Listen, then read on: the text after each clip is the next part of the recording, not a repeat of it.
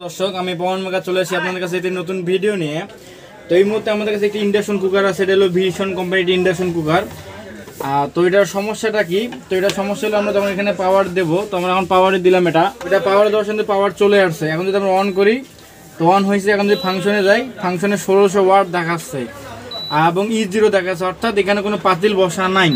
তো আমরা যখন এখানে পাতিলটা বসে দিলাম, তো যখন পাতিল এখানে বসেছি E0টা আছে প্লাস, মনে করেন যে E0 যে একটা ফ্রিকোয়েন্সি আছে যেটা একদম আপনার ক্যাশ করে পাতিলটা ছাড়িয়ে দেবে, ক্যাশ করবে ছাড়িয়ে দেবে, এইরকম কিচ্ছুই করতেছে না, অর্থাৎ এটা কোনো রকম পাতিলটাকে সেন্সই করতেছে না।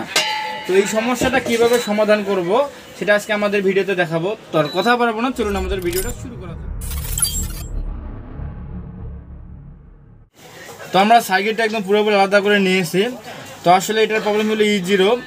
তো E0 প্রবলেমটা কী কারণে হয়? আর সাধারণত যখন আপনারা কোনো পাতিল এখানে বসাবেন না, তখন কি আপনার তখন E0 শো করে, অর্থাৎ ইমপিটি পাতিল অর্থাৎ কোনো জিনিস নাই আপনার কয়েলের উপর বসা, সেক্ষেত্রে E0 শো করে।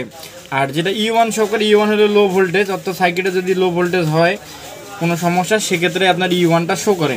তো আমাদের E0 প্রবলেমটা, তো সাধারণত আপনার সব বোর্ডেই আপনার যে 820 কেজি রেজিস্ট্যান্স লাগানো আছে, যেটা হচ্ছে আপনার আইজিবিটির যে মেটাল গেটটা থেকে আউটপুট গেটে যে রেজিস্ট্যান্সটা গেছে 820K, এটা যে কোনো ইন্ডাকশনে 820K তারা ব্যবহার করে। কেউ ব্যবহার করে আপনার 410 দুগুণ 820K, কেউ আপনার 220K কে সিরিজ করে 4টা করে 820K করে, আর 210K সিরিজ করে 4টা করে 820K করে। তো আমাদের এখানে সমস্যাটা একটু মজারও এবং একটু গুরুত্বপূর্ণ।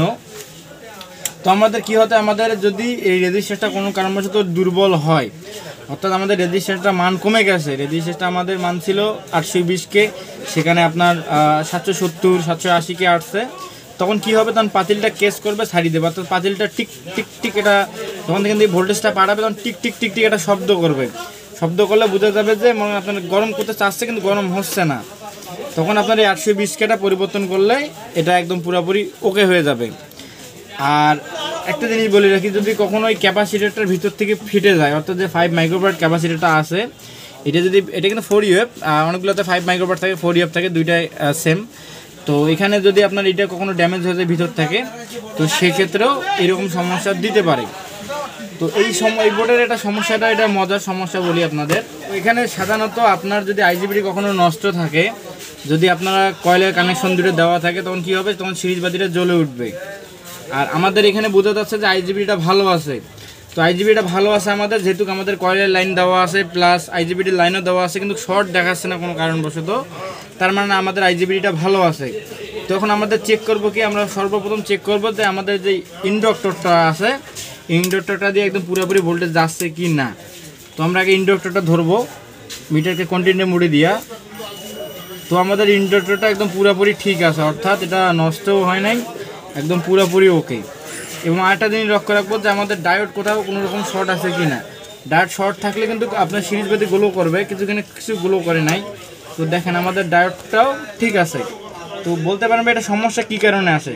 তো বলে রাখি, যদি আপনার আইজিবিটি কখনও ভেতর থেকে নষ্ট হয়ে যায়, অর্থাৎ ভিতরে যে কানেকশনগুলো আছে কোনো কানেকশন যদি নষ্ট হয়ে যায়, তাহলে আইজিবিটিটা শর্ট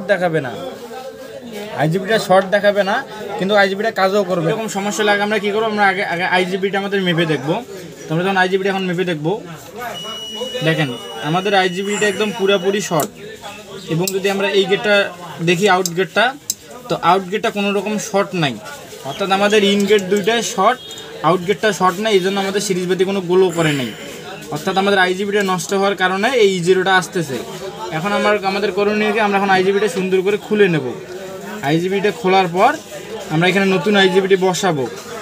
এটার আইজিবিটি মডেল নাম্বার হলো 1203, কিছুগুলোতে 1202ও ব্যবহার হয়। তো 1203 আইজিবিটি একদম সব সময় কমন, অর্থাৎ সব বোর্ডে এটা সাপোর্ট করে। তো আমরা আগে কী করবো, আগে আইজিবিটি আমরা খুলে নেব।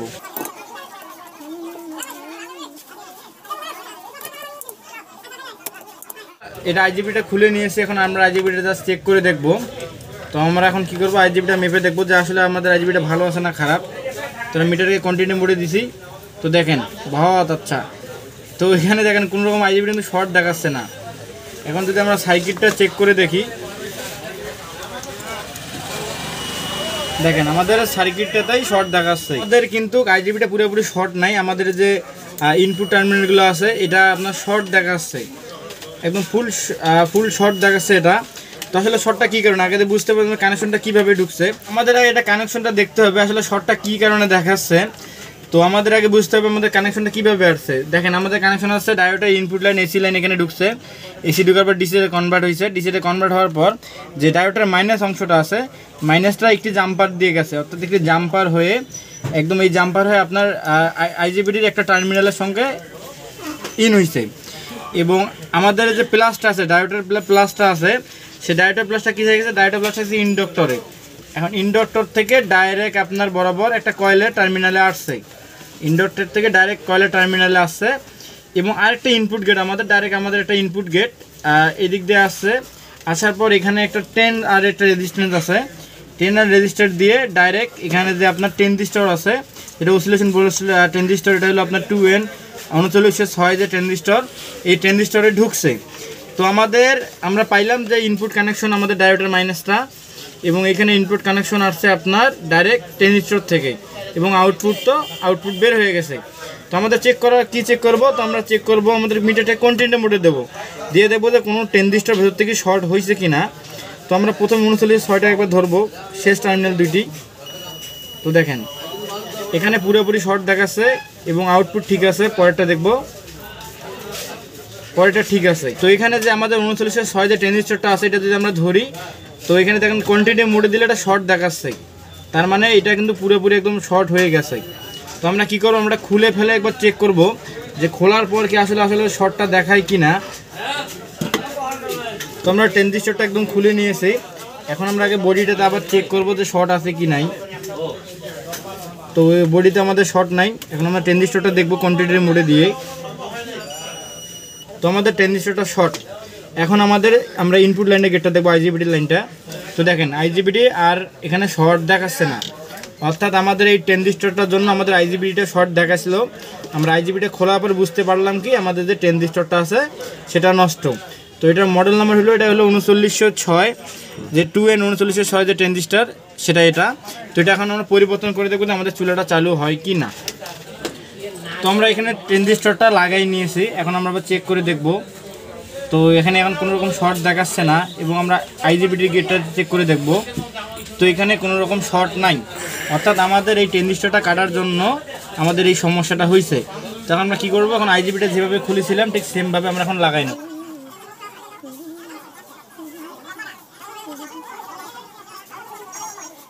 তো আমাদের আইজিবিটা আমরা একদম পুরোপুরি লাগিয়ে নিয়েছি, আমাদের 10 রিস্টারটা সমস্যা ছিল এটা পরিবর্তন করেছি।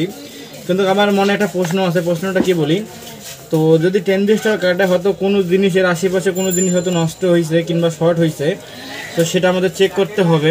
তো চেক করার জন্য আমরা কী করব, আমরা আগে সর্বপ্রথম আমাদের ডায়োডগুলো আছে 10 রিস্টারের সঙ্গে যে ডায়োডগুলো আছে সেই ডায়োডটা আমরা আগে চেক করব। তো আমরা আগে ডায়োডটা চেক করে দেখব, যে আমাদের জেনার ডায়োডগুলো আছে জেনার ডায়োডগুলো চেক করে দেখব।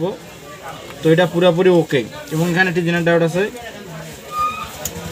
এটাও পুরোপুরি ওকে, এবং এখানে একটি জেনার ডায়োড আছে। তো আমাদের এই ডায়োডটাও মোটামুটি একদম পুরোপুরি ওকে। আর কোথাও জেনার ডায়োড আছে, আমাদের আর কোথাও জেনার ডায়োড নাই। এবং 4007 যে ডায়োডগুলো যদি নষ্ট হইতো তাহলে শর্ট দেখাইতো, আর এগুলো যদি নষ্ট হয় তখন 10 রিস্টারের সমস্যা হয়, এটা যদি নষ্ট হয় তখন পাওয়ারের সমস্যা হয়। তো আমাদের এখন মোটামুটি সার্কিটটা কমপ্লিট।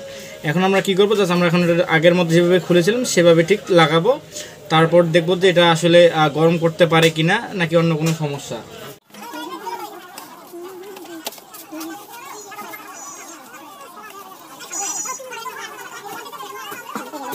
পাওয়ার দিলাম, তো পাওয়ার চলে আসছে, এখন আমরা অন দেবো এবং একটি পাতিল দিয়ে দেখবো আমাদের সিরিজ বাতিটা কাজ করে কিনা। তো আমাদের সিরিজ বাতিটা কিন্তু এখন কাজ করছে, তার মানে আমাদের কাজটা একদম সাকসেস। এখন আমরা এই উপরে কভারটা দেবো, কভারটা দিয়ে চেক করবো পুরোপুরিভাবে। এখন আমরা পাওয়ার দিলাম, পাওয়ার চলে আসছে, এখন অন করব, অন হয়েছে, ফাংশন ওকে। এখন আমরা গরমে দেবো। তো দেখেন আমাদের কিন্তু এখন জিনিসটা গরম হচ্ছে, যদি আমরা বাড়া কমা করি অনায়াসে বাড়তেছে কমতেছে, দেখেন ধুমা উঠতেছে।